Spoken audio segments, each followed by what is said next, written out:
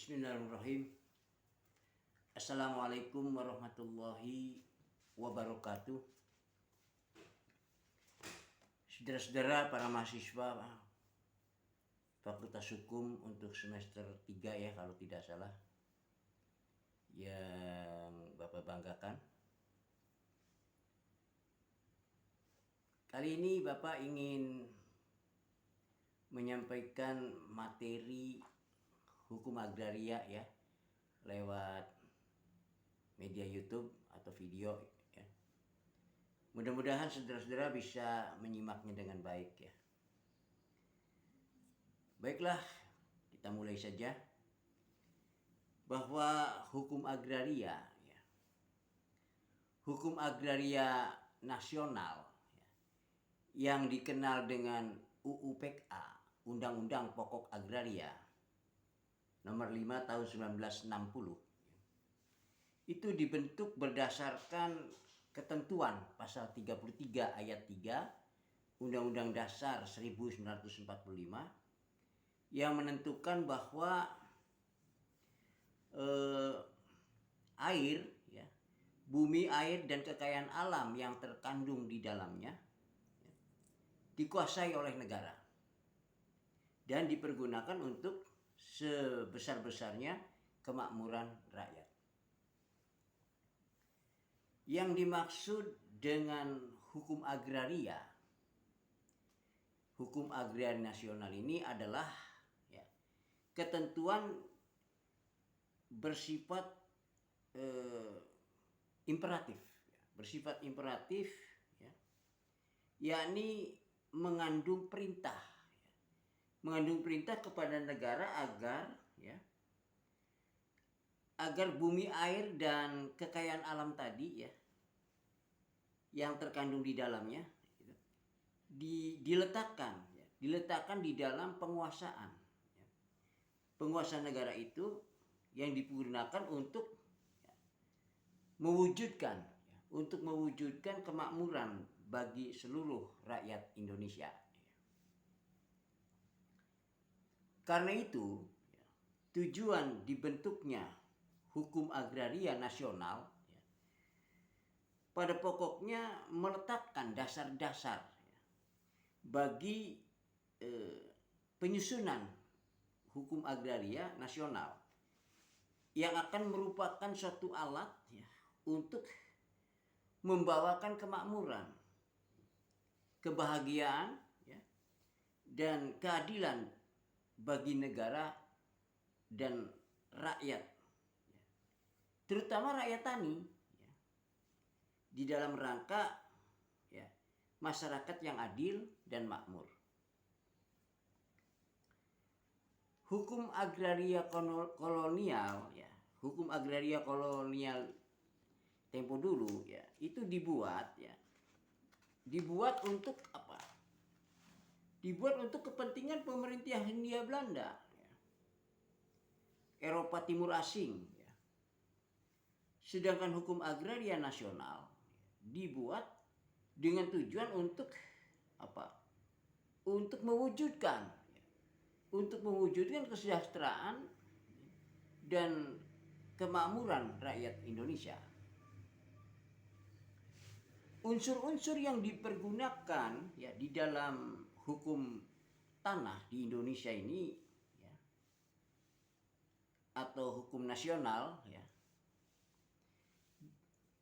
digunakannya ajas-ajas hukum adat ajas-ajas hukum adat antara lain adalah ajas apa? Ajas religiusitasnya religius. Itu kita bisa baca di dalam pasal 1 Undang-Undang Pokok Agraria. Kemudian ada ajas kebangsaan. Itu pada pasal 1, pasal 2, dan pasal 9 Undang-Undang Pokok Agraria. Ajas demokrasi, pasal 9 Undang-Undang Pokok Agraria. Ajas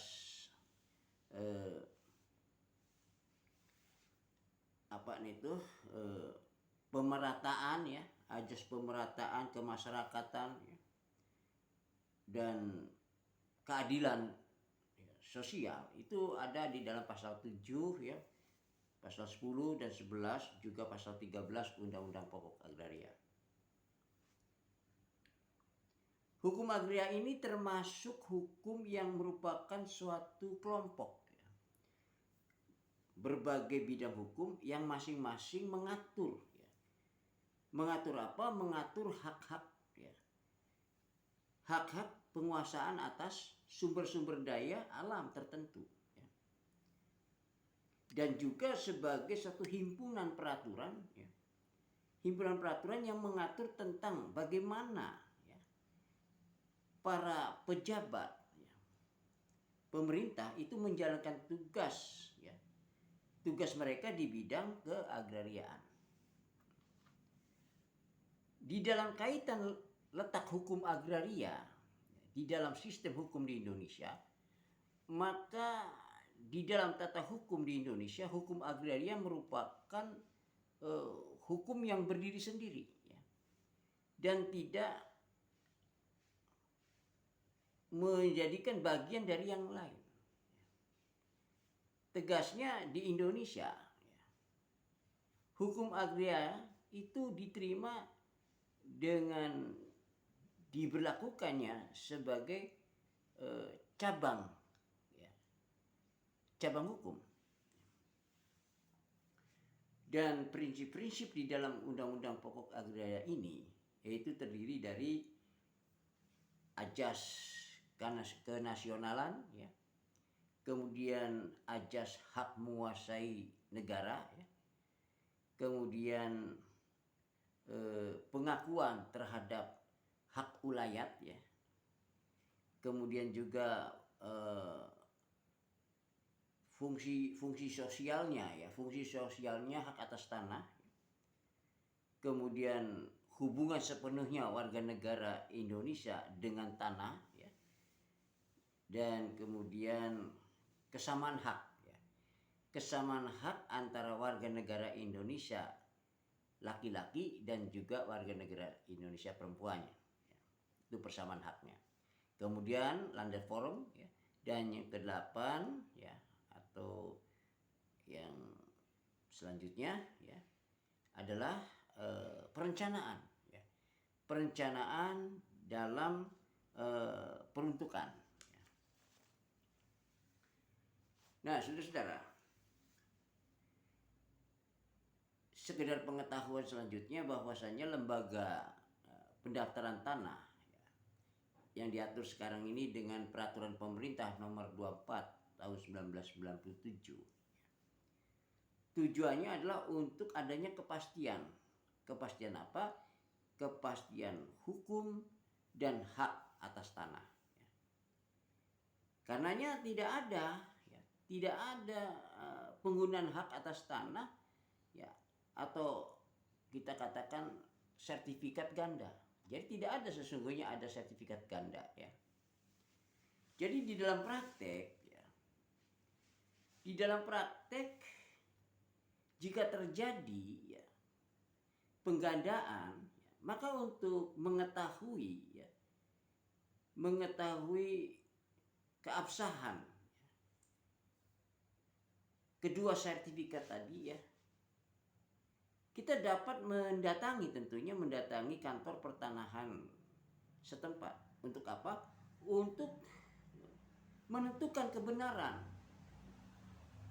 dari masing-masing sertifikat tadi atau hak atas informasi ini ya, telah dijamin ya oleh pasal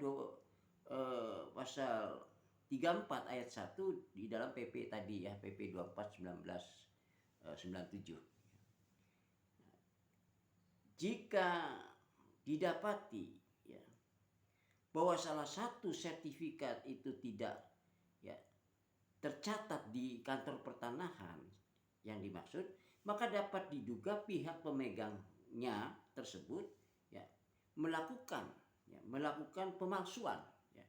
Pemalsuan terutama bisa diancam pidana ya. Itu bisa dicantumkan bisa kita lihat di dalam pasal 264 ayat 1 angka 1 dan ayat 2 ya.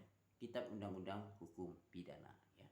Oke, itu saja dulu ya materi untuk hukum agraria sekarang ini. Mudah-mudahan di lain waktu nanti ya kita bisa lanjut lagi ya. Oke, atas perhatiannya Bapak ucapkan terima kasih. Assalamualaikum warahmatullahi wabarakatuh.